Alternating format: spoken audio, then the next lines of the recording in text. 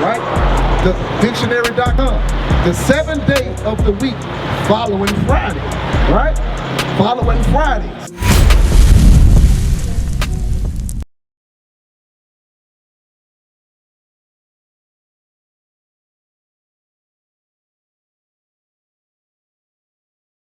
The book of 2 Chronicles chapter 9 and verse 8.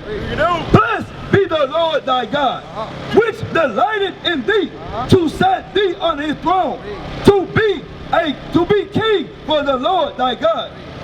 Because God loved Israel. Because thy God loved Israel. So that's one instance where he said he loved Israel. Give me Psalms 47 and verse 3.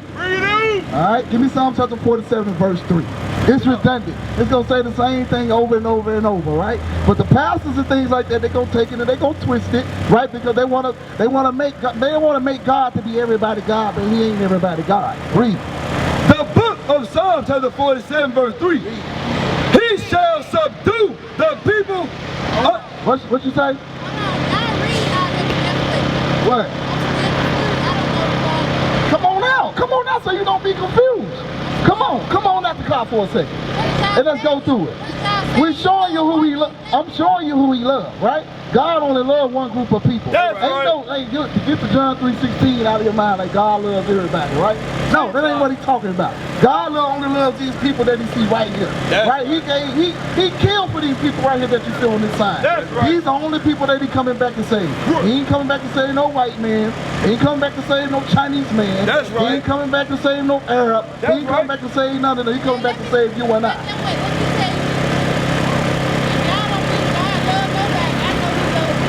Of course he loves you. I'm going to show you how he loves you. Give me that in, what's that in Hebrews? Hebrews what? 12 and what? 12 and 6. 12 and 6. 12, 6. Listen to this. He do love you. You right. But he wants you to get right. Read this. Hebrews chapter 12 and verse 6. Read. The book of Hebrews chapter 12 verse 6. For whom the Lord loved, he chastens. You hear what the Bible says? So read it again. For whom the Lord loveth, he chastens. God said, for whom he chasteneth, that's who he loves, right? So what people going through the hardest times today, you and I, we go through it. We're going through it. Even though we live some of us live in nice houses, or some of us might drive nice cars, right? Or some of us got nice jobs or whatever, we still go through it. We still at the bottom of society today. Right? Read it again. For whom the Lord loveth, he chasteneth. And for whom he loveth, he chasteneth, right? And you read about some of those chastenings that he took us through when you read in Deuteronomy chapter 28. Yes. Give me Deuteronomy chapter 28. Let's see some of them things that he used to chasten us with, right? God used certain nations or certain men, as you would say, to use them as a belt to keep certain people in order, right? Give me Deuteronomy 28. Read verse 32. The book of Deuteronomy chapter 28, verse 32. Thy sons and thy daughters shall be given unto another people. So God telling them same people, he said, if you don't do what I say do, I'm going to chasten you, right? But this is one of those chastenings or those curses that he was going to put upon them. Read it again. Thy sons and thy daughters shall be given unto another people. So he told them, he said, your sons and your daughters going to be given unto another people. They ain't happening to everybody, right? You know they ain't happening to everybody. They happen to who? They happen to us, right? Read. And thy eyes shall look for and fail with longing for them all the day long. Why? Because we ain't had no power to go get our children back. Do we got a military? Do anybody go speak for us on a political platform? They go speak for us to get our children back. Nobody speaks for us, right? Quiet. These things fit us because God said we broke the laws, statutes, and commandments of God, right? How do we get over here? How do we get over here to the shores of America? Through the who? How do we get over here? How do the majority of our ancestors get over here to this side of the world? We who? We who? We did, yeah, we created and all that. But for the most part, how do our people get over here in the first place? Because this ain't our homeland. How do we get over here? What means of transportation? Did we drive over here? Right? Did we swim over here? Did we fly over here? How do we get over here? We got over here by who? God, how? How do we get over here? Then we're going to read something out the Bible, right? Give me that. We're going to read something. I want you to tell me who this fits. Read that. The book of Deuteronomy chapter 28, verse 68. And the Lord shall bring thee into Egypt again. We're telling them, the children of Israel, right? He said, I'm going to bring you back into Egypt again. Jesus. So you know the history? How did they leave Egypt the first time? They walked, right? They walked, right? In that part of the hemisphere, they walked. Read it again.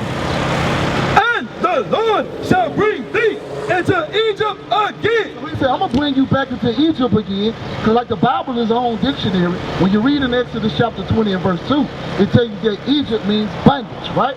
Another name for bondage is what? Slavery, right? Read it again. And the Lord shall bring thee into Egypt again with ships. You hear that? You hear that, sis? Read it again. Read it again. Read it again. And the Lord shall bring thee into Egypt again. Wait, listen to this one before you go. There's one verse. Read it again. And the Lord shall bring thee into Egypt again with ships. He said, I'm going to take you back. This time when you're going to Egypt, this time you're going by the way there with ships. What people came to another continent by the way there with ships? Who came over by ships? White people came over here by slave ships. Who came back? Let's read on. Let's read on. Read on. By the way whereof I spake unto thee, thou shalt see it no more again. So when you got on them ships, you weren't going to see it no more again. Your homeland, read. And there ye shall be sold unto your enemies. Now who was sold? What group of people was sold to another group of people? Huh? Black people, right? Read it again. And there ye shall be sold unto your enemies. And when you get out them ships, you're going to be sold unto your enemies, right? When the boat take you through all throughout the four corners of the earth, because we're everywhere. We're all in the Caribbean, we're all in Germany, we're in Europe, all these different places where they dropped us off on these boats. He said, when you get off these boats, you're going to be sold as what?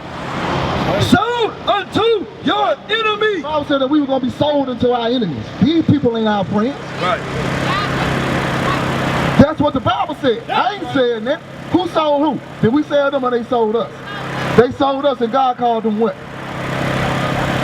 Read it again. And there ye shall be sold unto your enemies for bondmen and for bondmen. What's another word for being in bondage? Slavery, right? Read. And bondwomen. And the woman was right there being sold with us as well, right? And the children. Right down there on Auction Street. Then when you go downtown on Auction Street, that's where they were selling slaves when they were coming to the port, when they was coming into Memphis. Right? Read on. And no man shall buy you. No man was going to be able to redeem us up out of this captivity. No man. Why? Because God had his hands on us, afflicting us until we wake up and to come back to who we truly are. We're the children of Israel. Whether people want to believe it or not, we are the people in that book. We're the children of God. You the real truth, sister. Don't never let nobody tell you different. All right? Never let nobody tell you different. All right? What Ella is?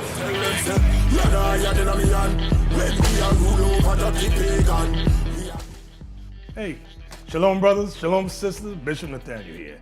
That's right, you know what day it is. It's Shout Out Tuesday. It is Shout Out Tuesday. And I pray you brothers and sisters join me every Tuesday afternoon on IUIC Events channel, where I will be reading your kind and inspirational letters, also thanking you for your kind donations, and also covering very important biblical information for the mental well-being of our 12 tribes. That's right, 12 tribes worldwide. So hope to see you then, every Tuesday afternoon on IUIC Events. Shalom.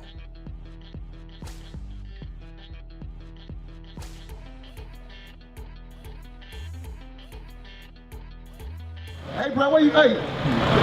You got a question? What was your question? I ain't got no question. I just wanted to hear what y'all You just want to hear what we're talking about, right? So what's your nationality? What you I'm a Judah. You a who? From the nation of Judah. You from the who?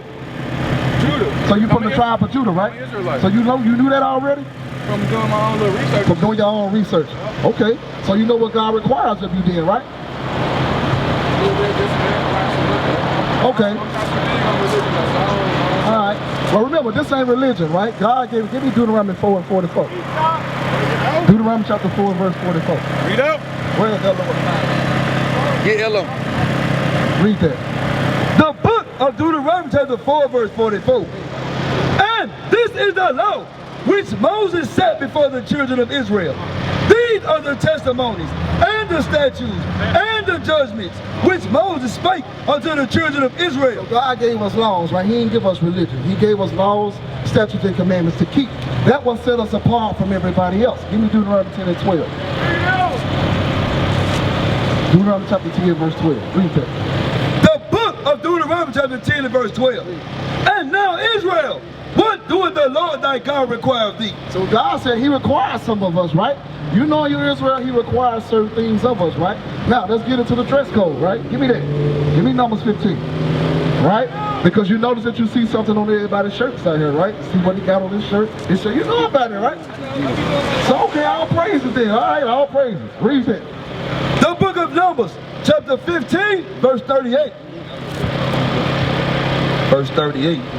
Speak unto the children of Israel, and bid them that they make them fringes in the borders of their garments. So why do we have to wear fringes? All right, read up. Go up to where he was gathering those sticks. I think the verse what, about 31? And verse 32. And while the children of Israel were in the wilderness, they found a man that gathered sticks upon the Sabbath day. So this man was gathering sticks upon the Lord's Sabbath day, right? When you read in the scriptures, it tells us that we're not supposed to work, we're not supposed to buy and sell, we're not supposed to cook on the Lord's Sabbath day. Read. And they that found him gathering sticks brought him unto Moses. So he was gathering sticks, right? So they brought him unto Moses. Read. And Aaron, and unto all the congregation. And they put him in ward, because it was not declared what should be done to him. So they put him in like a prison holding cell, right? Until they're going to declare what they should do to him, right? Because remember, we ain't supposed to be working on the Lord's Sabbath day. Read. And the Lord said unto Moses, the man shall surely be put to death. What the Lord say?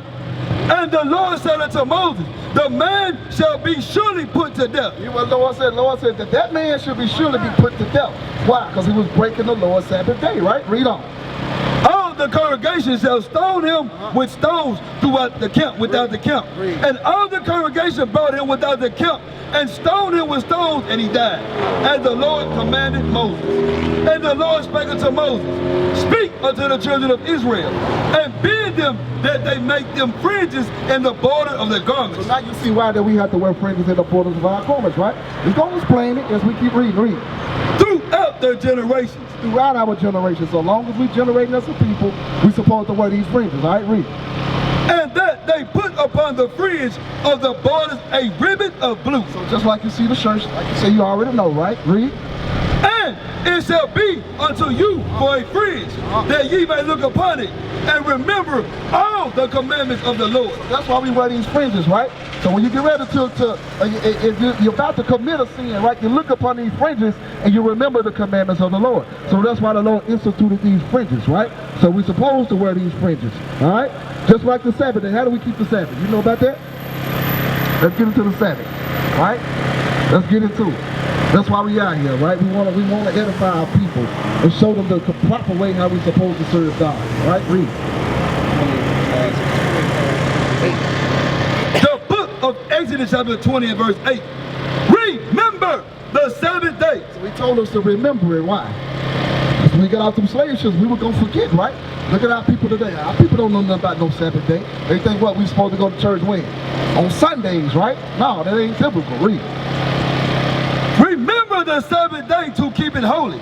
6 days shalt thou labor. So what does holy mean?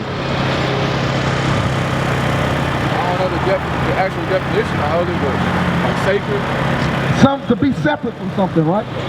But anyway, holy means to be separate, right? That's what separates you from everything when you're holy, right? To mean to be separate from everything else. Because God didn't get us to everybody else. Dedicated and consecrated to God for a religious purpose, sacred. Yeah, we ain't gonna Google it. We gonna get it straight up out the Bible. Okay. All right?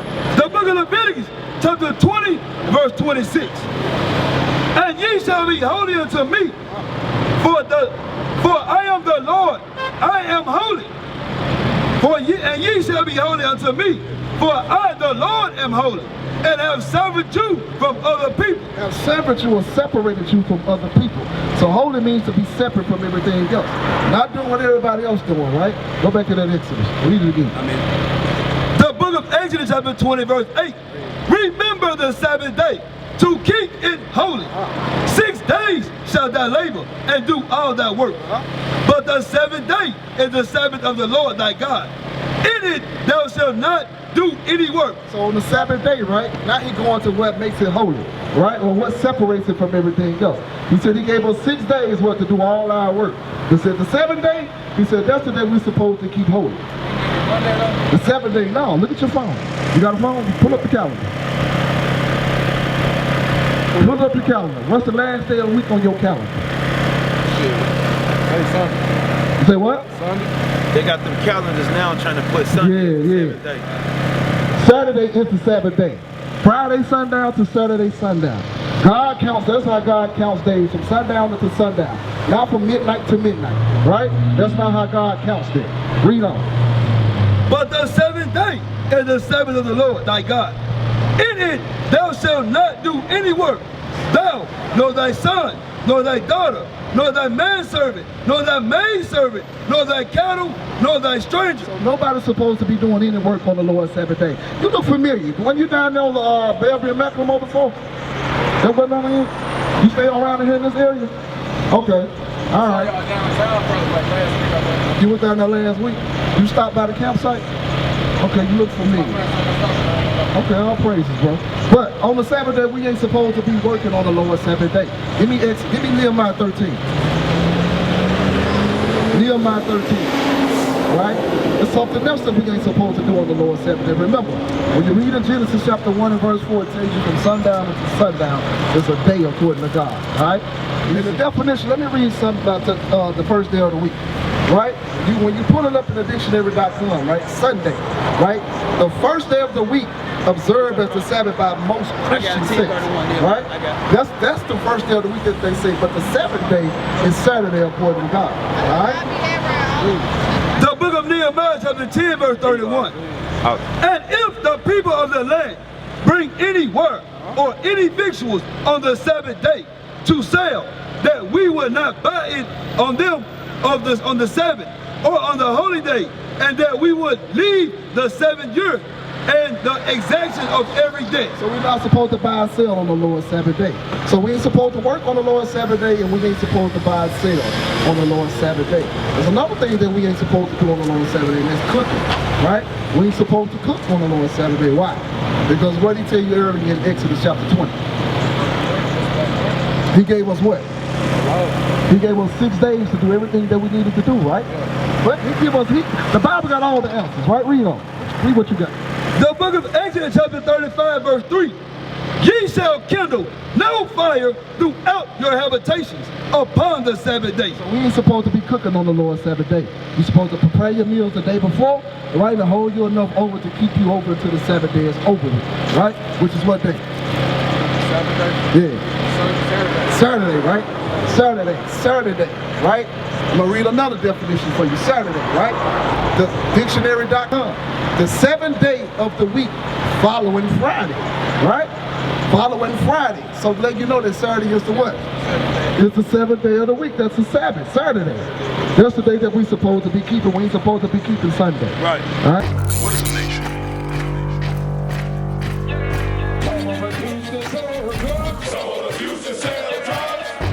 Nation is men leading by example.